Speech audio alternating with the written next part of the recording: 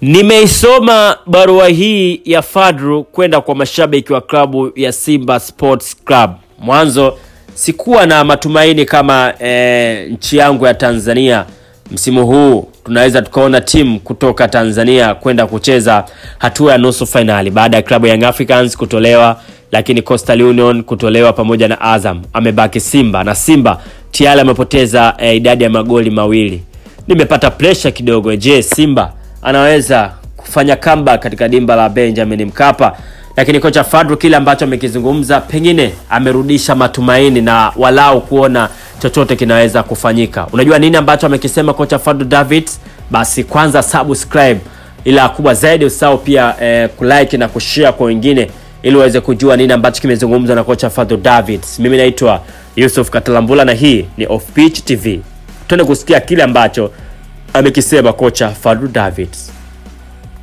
Kocha wa klabu ya Simba Sports Club Fadlu Davids ameonyesha matumaini katika mchezo wa marudiano wa robo finali ya kombe la shirikisho Afrika licha ya kupoteza ugenini kwa idadi ya magoli mawili kwa bila dhidi ya Al Masry.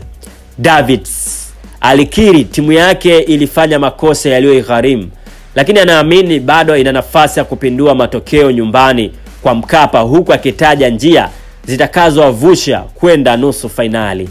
Simba ambayo ilipoteza mchezo huo uliofanyika Jumatano hii kwenye uwanja wa New Suez Canal, Misri, ina dakika zingine 90 za kujiuliza nyumbani uwanja wa Benjamin Mkapa, Dar es Salaam, Jumatano Aprili 9, na inahitaji ushindi wa uwiano mzuri wa mabao ili kufuzu nusu finali ya michuano hiyo kwa mara ya kwanza.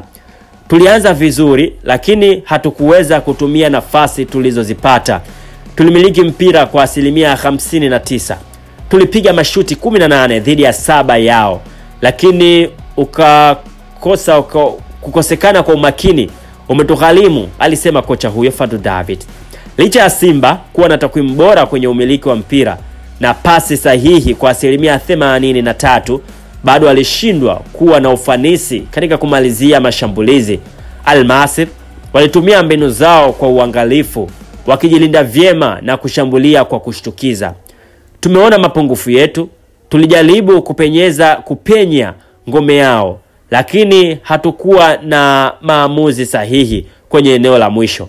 Tunapaswa kurekebisha hili kabla ya mchezo wa marudiano, aliongeza kocha huyo raia wa Afrika ya Kusini mwenye asili ya Uholanzi. Simba walipata kona 5 dhidi ya 1 ya Al Masry, wakionyesha dhahiri walikuwa na udhibiti mkubwa wa mchezo. Hata hivyo, timu hiyo haikutumia mipira ya kona ipasavyo kupata mabao kwenye hizo kona 5 ambazo walizipata. Katika mchezo wa marudiano, Davids alisema Simba italazimika kuanza kwa kasi na kuhakikisha wanapata bao la mapema ili kuleta msukumo wa kusawazisha matokeo. Hatuhitaji kuanza taratibu, tunapaswa kuwashambulia kwa nguvu tangu mwanzo mpaka mwisho, alisema hivyo kocha Fadlu Davids. Mojawapo ya changamoto kubwa kwa Simba ilikuwa ni kushindwa kutumia nafasi zao, huku mashuti 7 pekee yaliolenga lango. Davids alisema wachezaji wake wanapaswa kuwa watulivu zaidi wakifika eneo la mwisho la wapinzani. Kama tulitengeneza nafasi nyingi ugenini, inamaanisha tuna uwezo wa kufunga na kutengeneza nafasi nyingi zaidi tukiwa nyumbani katika dimba la Benjamin Mkapa jijini Dar es Salaam.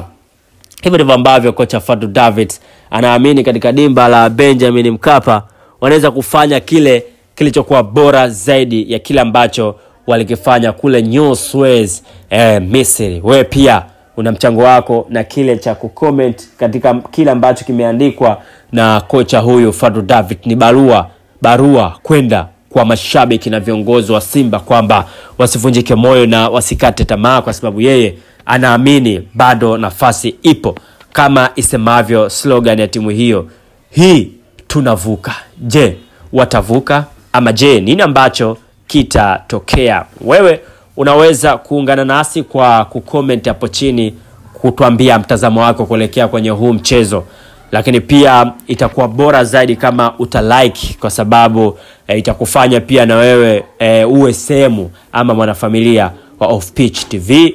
Mimi naitwa Yusuf Katalambula. Bye bye, mpaka wakati mwingine tena.